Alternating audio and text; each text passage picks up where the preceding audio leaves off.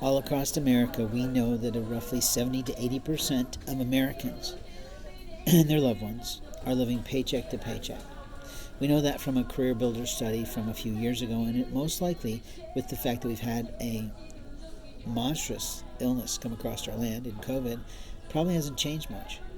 There are the haves versus the have-nots. There are the people who understood how to celebrate the soul of a child and give them gifts and skills that would keep them employed for their entire lifetime, to the point of covering their retirement. And then there are those who didn't quite find their calling, didn't quite find what's going to work for them, didn't quite find the people, the networks, the whatever it takes to become a success in the world. And sometimes we have those overnight sensations that go on for some time because of their personalities, their graciousness, their humility, and their ability to learn.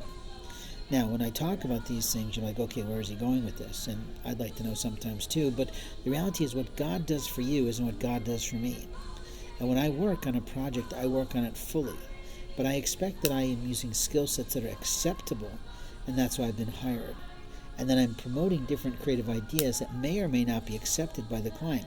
And I've had that happen many times where I've gone over the top in creativity, which would have really rocked in our community at that time in the marketing timeline of any business in any realm of competition.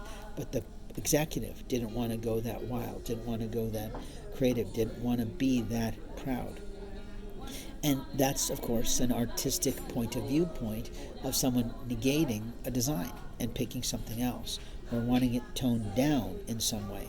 And that happens. So a person's portfolio may not be the reflective aspect of what is fully potential for that individual. Here's something else that we know in our creative arts, our marketing world, our graphic design, our video production, is that there's always someone better. But at the same time, you have to know your abilities and your limitations. So I know how far I can go in building a website, and I know how far I can go in drafting and scripting something. I know how far and well I am good at editing. I also know how creative I am at creating certain things. I also know that I am definitely a person who needs either the photography equipment to do the work or the ability to go buy the work and use the right licensing to protect the client. And that's what I do.